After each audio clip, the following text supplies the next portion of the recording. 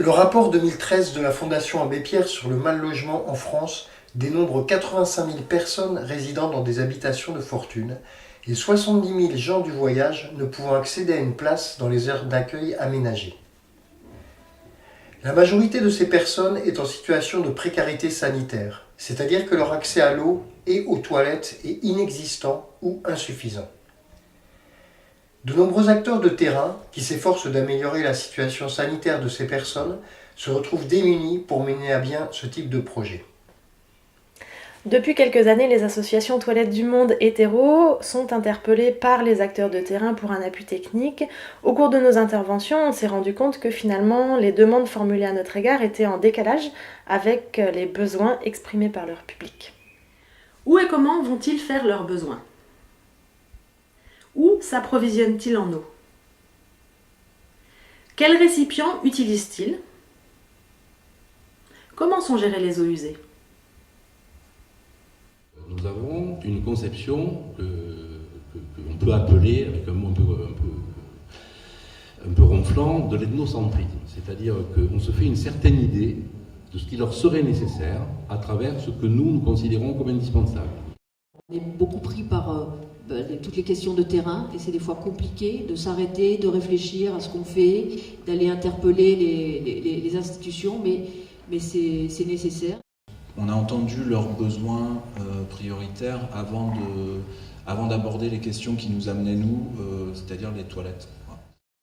Alors devant la gravité des situations, c'est vrai que souvent ça pousse à agir dans la précipitation et à vouloir fournir des solutions clés en main. Nous, on pense qu'il est plus efficace d'accompagner les personnes dans un processus responsabilisant où ce sont eux-mêmes qui vont imaginer et mettre en œuvre leurs propres solutions en accord avec leurs besoins, leur mode de vie, leur culture. Du coup, partant de là, on a imaginé un guide d'outils pour accompagner les acteurs de terrain dans leurs interventions pour qu'ils soient plus efficaces. Alors ceci implique d'être à l'écoute des populations, mais aussi d'être attentif à leurs gestes et pratiques. Il dit que peut-être qu'il y a un manque de communication et d'entente. Parce que comme ils ne parlent pas suffisamment français, les garçons, donc ils n'arrivent pas à s'entendre avec vous. Par respect pour les personnes avec qui nous sommes en interaction, il est primordial de bien comprendre comment elles fonctionnent, quelles sont leurs disponibilités, quelle place elles occupent au sein du groupe. Nous devons aussi veiller à être impartial dans nos actions, ne pas privilégier certaines personnes plutôt que d'autres. Chacun doit être écouté. Même si certains expriment des besoins qui peuvent nous paraître secondaires ou peu pertinents, ce sont leurs besoins et nous devons les entendre.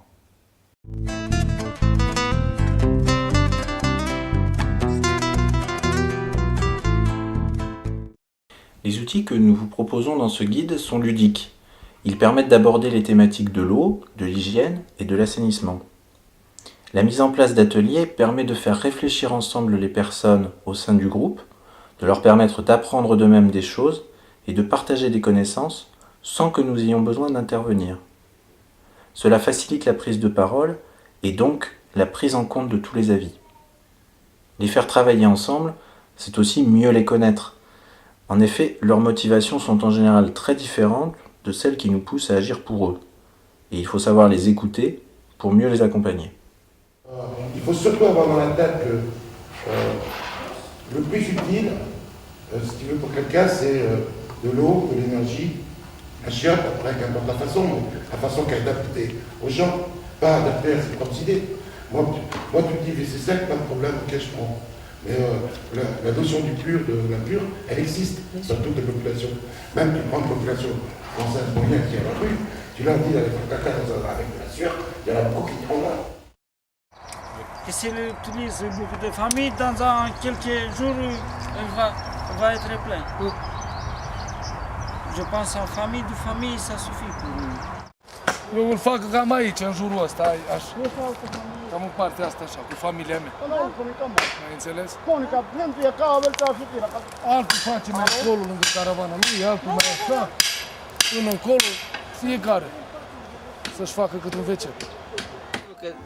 Dacă mă duc eu și ăsta, numai eu și ăsta, ne ducem, noi curățăm, luăm ce e acolo. Și dacă se duce toți, nu mai se duce toți.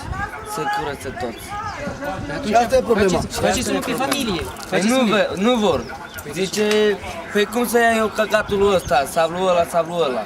Asta e problema. Dacă aici nu facem Une fois que le groupe a bien identifié les problèmes auxquels il faisait face et qu'il est prêt à s'investir sur la recherche de solutions, il est alors opportun de passer aux étapes de choix des systèmes d'assainissement, toilettes et eaux ménagères, ou d'approvisionnement en eau.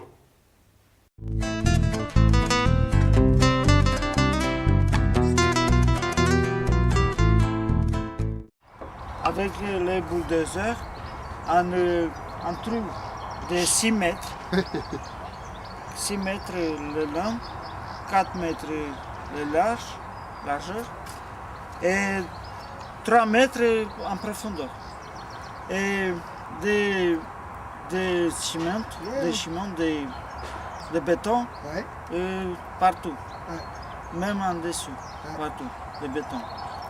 Après, on plaque en béton par-dessus et deux toilettes, un toilette pour les hommes, un toilette pour les femmes, comme ça. Il y en a un truc comme ça qui est un grand étage, comme ça, étage, avec ventilation. Vous faire un projet avant. Pourquoi vous ne pouvez pas faire après les 2 semaines, il arrive la vidange, il tire. Pourquoi non pas comme ça? Qui va payer la vidange? C'est cher comme ça la vidange? C'est nous on paye la vidange, on fait 1 euro par caravane. Cependant, les envies du groupe vont devoir être confrontées aux réalités de leur situation. La possibilité ou non de creuser, les contraintes d'approvisionnement en eau, le coût associé à telle ou telle solution, les contraintes de gestion des matières de vidange, où construire, etc. Tous ces aspects doivent être mis sur la table au sein du groupe pour évaluer ensemble quel est le système qui leur conviendra le mieux. Au final, la décision doit être la leur.